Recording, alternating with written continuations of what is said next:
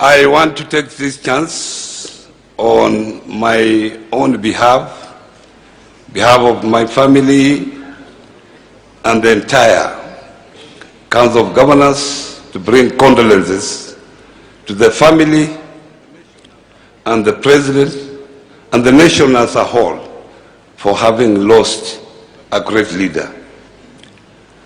But itakuwa vibaya mimi nikitoka hapa kabla niongee vile this fallen great leader touched my life, kwa sababu hii ndio nafasi peke yake.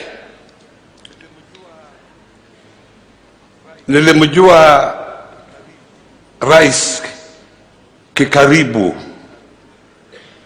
miaka 25 iliyopita, 1995, wakati mzee ambaye alikuwa anaitwa Isaac Salat, baba yake Nick Salat, aliponichukua, tulikuwa tunafanya na yeye kazi fulani, akanipeleka kwa mzee nikiwa mtoto mdogo, lakini nilikuwa nafanya kazi, nimemaliza university, na akapanga mpango akanipeleka kwa mzee kule Kibera. Nick Salat anajua story hiyo. Na aliponipeleka kwa mzee, nikasema jina langu, mahali ninatoka, na akasema mzee Isaac Salat amesema wewe unaweza kufanya hiyo kazi, na wewe enda fanya hiyo kazi. I had to resign where I was working, and I went and worked where mzee directed me. Na hiyo ilipatilisha maisha yangu kabisa kufika sasa hivi. Hata pangine kama angekuza kwa mimi wakati huo, singepata nafasi ya kuwa mbele yenu. Na nilifanya kazi hiyo kwa miaka hiyo yote 8. Nilijiuzulu hapo nikiingia siasa. Niliingia siasa mwaka wa 2002, lakini sikupata nafasi ya kurudi kwa rais kumpikia asante yale alinifanyia. Mpaka wakati alipoteza kijana yake hapa, Jonathan, nilikuwa hapa. Na nikaomba Senator Lusaka ako hapa aongee na Senator Gideon niweze kwenda kumuona mzee nimpikia asante, kwa sababu hiyo miaka yote sikupata nafasi. Wakati niliingia bunge alikuwa anatoka, lakini Gideon akaorganize, tulienda kumuona, lakini kwa hali ya afya yake singeweza kupata hiyo nafasi ya kumwambia. Nilimsalimu tu, lakini nikasema asanti, lakini kwa sababu ya afya yake pangine hakujua yale nilikuwa nasema. Kwa hivyo huyu mzee, vile wengine wamesema, touch on lives of many including myself. Na hiyo I want to appreciate in front of all these people. Kwa upande wa ukatusi, mnakumbuka mzee aliona mbele na akaanzisha district focus development strategy ile mwaka ya 80s. Lakini kwa sababu hatukuwa na sheria maalum, yeye mwenyewe alianzisha wakati zile nisikafifia. If I may quote a known management guru, Peter Dragon, alisema effective leadership is not good speech you speak, is not how people like you, but is what you achieve as a leader at that level. And this man laying here has achieved a lot for this country, and forever we shall thank him for that. Let Mungu amweke mahali pema peponi. Hiyo ni njia ya kila mtu, sisi sote ni njia yetu, na hiyo tunamshukuru sana na yale yote alifanya. Nilikuwa na speech official, baada nimeonelea niseme hayo kwa muda, nitasimama hapo. Mungu awabariki. Haya, makofi kwake tena. Mwenye anafuata ni Mheshimiwa Senator Wetangula.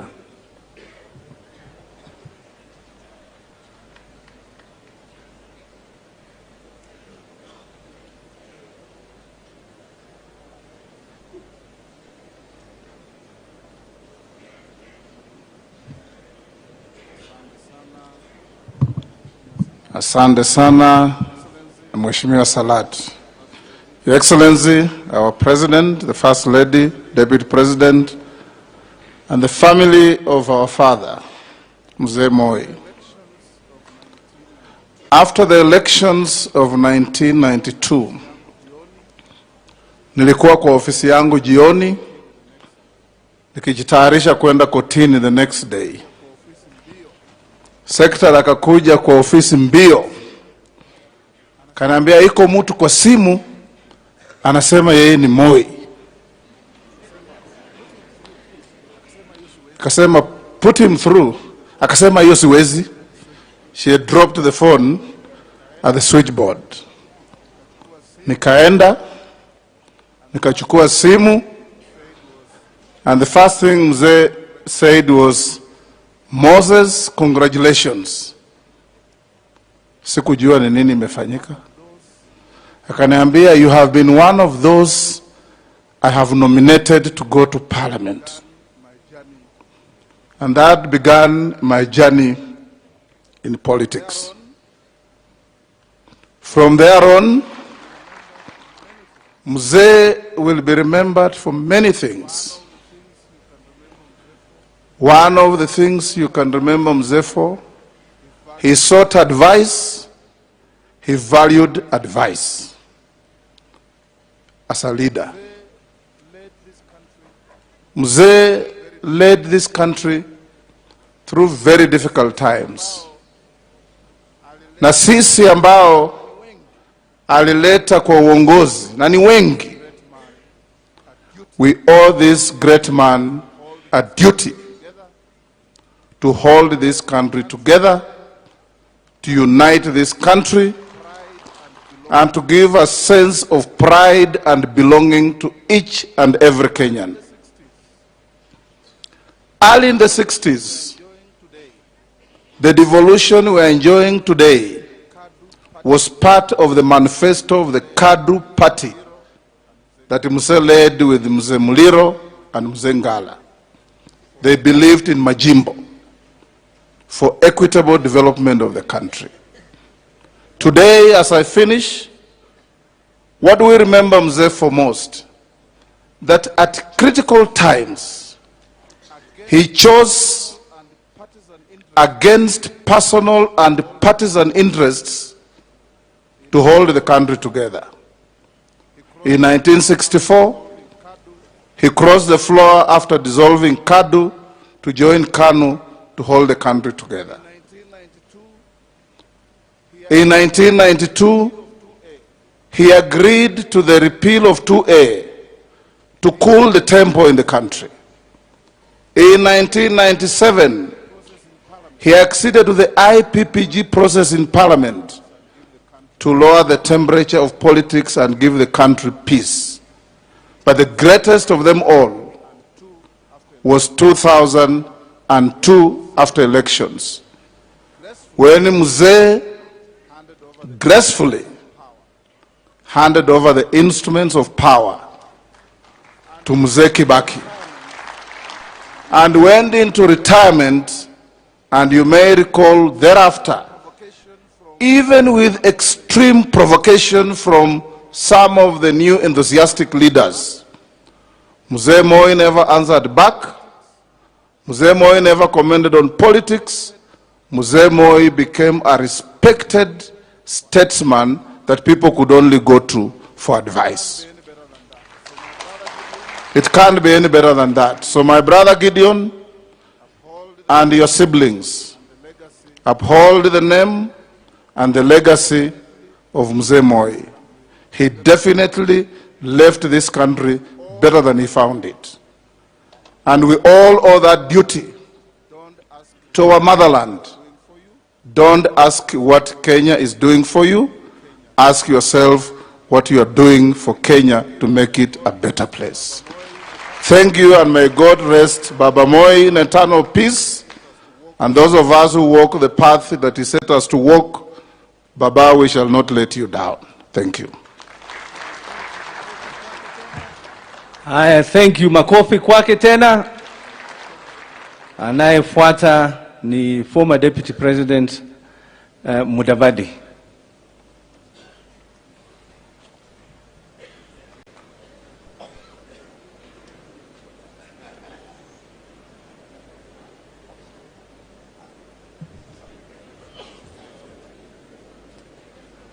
Your Excellency, the President of the Republic of Kenya, Honorable Uhuru Muigai Kenyatta, Madam Margaret, the First Lady, the Deputy President William Ruto, Mama Ngina Kenyatta, and the family of Mzee Daniel Toroitich Arap Moi, Kenyans here and elsewhere. First, to the family of Moi, let me once again convey personal condolences and those of the Mudavadi family. We have had a long association with you over the years. So all of us stand with you at this particular moment. A lot has been said about Mzee Moi, and I stand here with a unique credential. I was his last vice president. Mimi ndio nilikuwa vice president wa mwisho wa Mzee Moi. So there are a lot of things I could say, but I'll just try and focus on 2 or 3 issues. But first, the issue of education, the footprint that Moi will leave on matters education will remain unparalleled for a very long time. I think Sally gave a very good account of this, and other speakers. President Moi presided over the most rapid expansion program when it comes to education. And I can say in Kiswahili, katika kaunti zetu zote 47, sijui ni gani ambayo haina shule ya msingi ama shule ya upili ama chuo cha elimu ambacho hakina jina la Moi. The second one was universal health care. Your Excellency President Uhuru, this is one of your pillars. You are committed to providing universal health care to Kenyans. President Moi, indeed, alitembea na kila pahali kulikuwa na Nyayo ward. That was his own contribution towards the goal of achieving universal health care. Tabu ilitokea tu wakati hiyo mambo ya structural adjustment iliingia na wakasema there must be cost sharing. Hiyo ikapunguza speed ya universal health care. Sasa mpira uko kwa rais wetu Uhuru Kenyatta. Jambo la tatu, watu wamezungumzia vizuri sana kuhusu transition. Na ni kweli Moi na wengine kama Mzee Kenyatta walipigania uhuru wa Jamhuri ya Kenya na damu ilimwagika. Na hatimaye katika mwanzo wa mataifa yetu kulikuwa na mtindo wa coups na counter coups, kupindua serikali na kadhalika. Museveni alizungumzia vizuri sana jambo hili. Mzee Moi alisimama imara, na sasa tuko hapa miaka 56 ama 7, na tunajivunia kwamba ingawa kulikuwa na jaribio, Kenya kwa wakati huu ina historia kwamba ni serikali ama taifa katika eneo hili, wakiwa labda na Tanzania, ambao walidumisha amani. Tumpatie heko. Sasa nikuje tu kwa yale ambayo yananiguza mimi mwenyewe.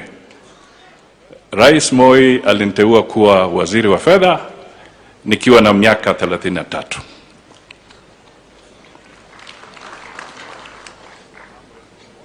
Nakwambia mambo yalikuwa moto. Sali ameyataja. Wadhamini wetu walikuwa wamekataa kwamba hatustahili usaidizi. Uchumi wetu ulikuwa kwa hali mahututi.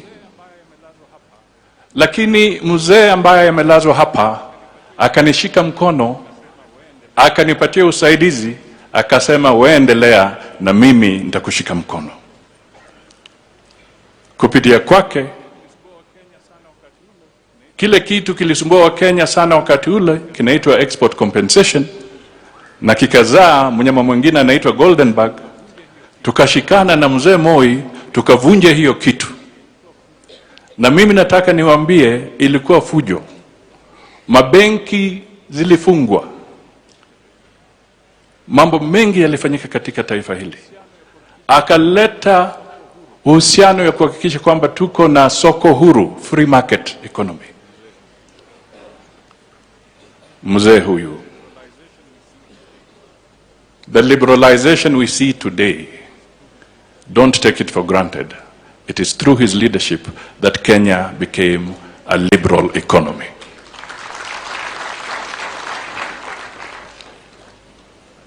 Nikimalizia, alipenda utamaduni.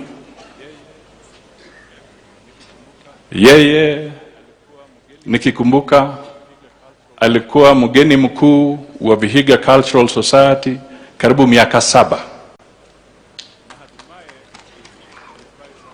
Na hatimaye nilifurahi sana ndugu Uhuru wakati serikali yako iliamua sasa tarehe 26 itakuwa Cultural Day.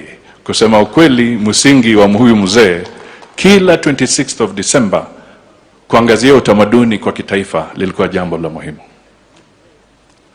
Na isitoshe, huyu mzee, he was humorous, kwa sababu yeye ni binadamu. Wacha nigusie tu mambo mawili. Padri, munisamehe. Wakati alikuwa nataka kueleza kama umechelewa, mimi nakumbuka kuna siku moja aliitisha cabinet ya ghafla.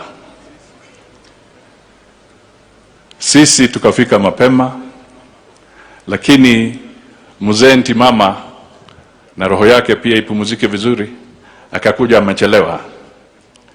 Sasa mzee Moi akasimama pale na akamuuliza mzee ntimama, ndugu ntimama, sasa mbona unachelewa kufika mapema? Unajua mimi na wewe kwa rika yetu tulimaliza kazi yetu zamani.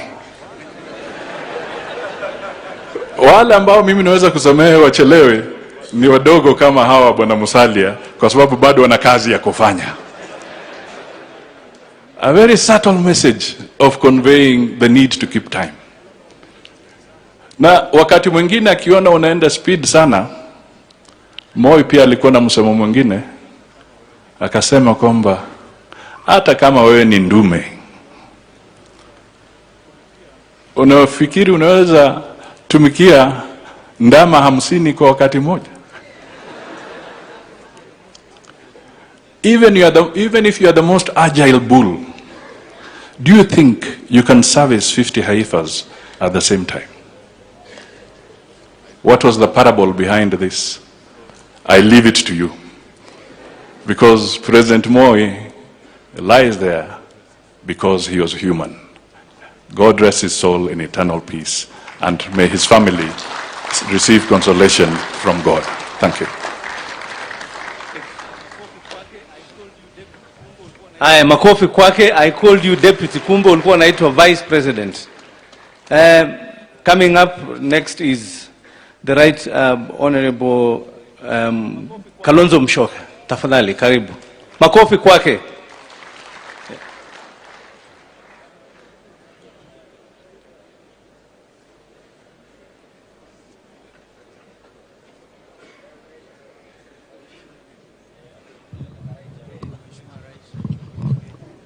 Ndugu Mheshimiwa Rais wa Jamhuri ya Kenya, Mheshimiwa Uhuru Muigai Kenyatta, Mama Margaret, Mheshimiwa William Ruto, Mama Rachel, and when Sally spoke here, I know I had to be very exact, so people may have wondered, because she recognized Mama Ngina Kenyatta as the former First Lady. Mama pia tukutambua. Waombolezaji wenzangu, yangu mimi inaweza kuwa marefu sana, lakini ninaomba tu ruhusa nitaje mawili matatu. Your Excellency, I think we need to move from mourning Mzee Moi, and I agree with you that you chose yesterday not to mourn, but to celebrate an iconic leader, a great father of this nation who has lifted us from all corners of the Republic to be leaders. And so, in celebrating his life, a fellow like me, as Mzee Kibaki would like to say, a fellow like me, coming from Sekuru, where, by the way, we have a big invasion of the locusts, well, has no reason, absolutely no reason, but to thank God for the life of Mzee. Huyu Mzee, kweli baba yetu. I lost my father about a year and a half ago in 2018. And because he couldn't attend my father's funeral, he dispatched Brother Gideon and did refer to the family. And it was not enough that he sent Gideon with his message, but he organized that I come, and he received me like a royalty. I remember we ate goat. There was no Dr. Silverstein around that day, and it was great. And the things that he told us, I'm sure Brother Gideon will always remember. In fact, when we last tried to touch base, he told me, don't talk. Mzee alisema. And so the great family of Mzee, you know, we consider you part of our life. You allowed Brother Raymond as now the leader in the family. You allowed Mzee to serve all of us. And as I think somebody said, I think my brother, Speaker Lekaparo, hamkuwa na chuki. Sema, you guys, you've taken our dad, you allowed him to serve this country. Let me just say, in terms of regional integration, and that's why I said, Mr. President, that we need to move from mourning now to really carry forward Mzee's legacy. And I know that you are determined. Look at regional integration. When Mzee Moi asked me, along with now Prime Minister Rugunda of Uganda, Ndugu Kikwete had not even become foreign minister, there was Regasira, who was nominated by Mzee Mwinyi, to jumpstart the East African community. We did not spare any effort. And within no time, Mzee was so determined, after he had patched up even with his brother, Yoweri Kaguta Museveni, who recognized him as Mzee. And that recognition is what shaped the route now to Arusha, the capital of the region. I think, Your Excellency, the beautiful anthem, East Africa, Jumuiya Yetu, in order to remember Mzee and really actualize his vision, we need to move to that federal state. This is what I see as something that is doable.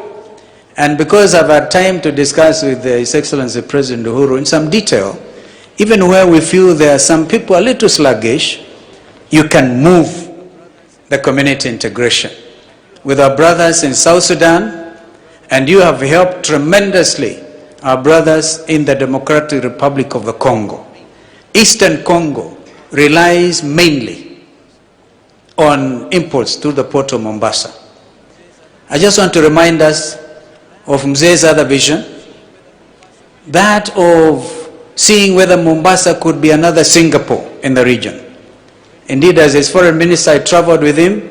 He went for benchmarking in Singapore. He believed then that Mombasa could be a free port.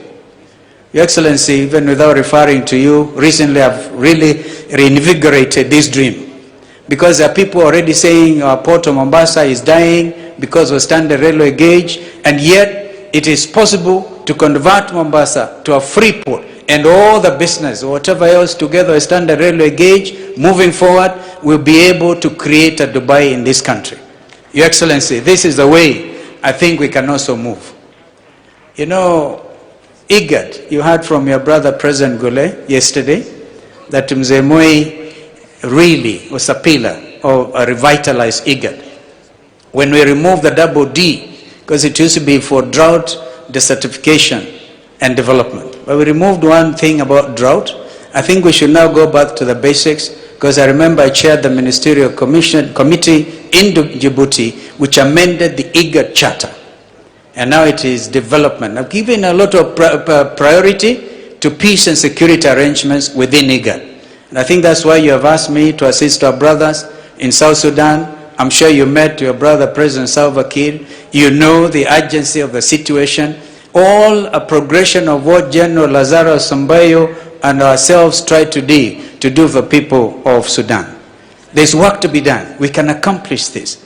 The signing of the Comprehensive Peace Agreement in Nairobi under Mzee Kibaki, and now actualizing the nation state of South Sudan. This is work that is easily under your tutelage, Your Excellency. You can do that in great remembrance and memory of Mzee Daniel Toroitich Arap Moi. All what General Lazarus Sambayo and my sister Sally said, I really associate myself with a lot of that. In fact, I was going to ask Sally, because she gave a detailed, very important documentation on how to run a government as head of civil service, particularly where there will be no leakages of government secrets, and Mzee Moi, that could not be tolerated.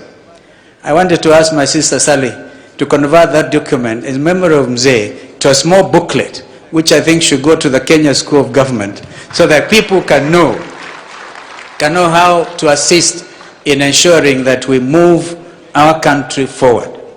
Therefore, IGAD, Your Excellency, I think we should now go back to the basics, because this locust invasion has become terrible. It's even crossing over to Tanzania, and I know you're doing the best you can. Maybe we revitalize, go back to Desert Locust Control Organization, which is actually based in Addis Ababa and headed by a Kenyan by the name of Dr. Stephen Njoka. Strengthen this locust thing, because your country has a bumper crop this time. And just imagine the devastation this is going to do. Again under IGAD, which Mzee Moi worked so hard for. Allow me then to conclude my remarks, because time, clearly, I'm sure the military would want to take over from us. And just say that Mzee at the personal level really mentored us. I remember at a CHOGAM conference in the country next to Australia. We were there in 1995 when Ken Saro-Wiwa died in Nigeria.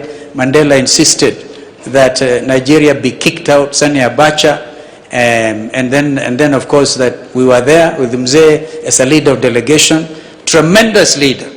He would always, as leader of delegation, write some special notes to me, some of which I value. I remember while in New Zealand, he told me, Stephen, when troubles come, they don't come singly. That was in response to a crisis we were handling that time. And then people remember this continent, the late Muammar Gaddafi. Muammar Gaddafi styled himself as the brother leader. And a lot of countries, Mr. President, could not afford sending delegation to AU summits, including to Sirte or to Addis Ababa. So what President Gaddafi used to do was to hire, aircraft for countries, whole countries. Now, Mzee Moi looked at them at a plenary session in Addis. He looked at all those who had their planes hired for them, and he wrote to me, he said, Stephen, he who pays the piper calls the tune. Mzee was very poetic. He was brilliant. And he, therefore, when we sing our national anthem, Kenya istahili heshima. That's a very important thing.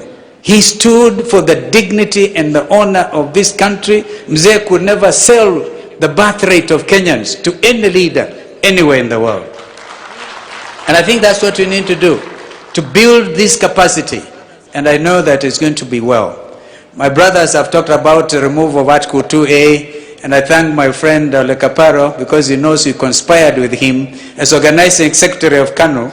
I knew whom to use to be able to convince Mzee. And that's what we did. And Article 2A was repealed.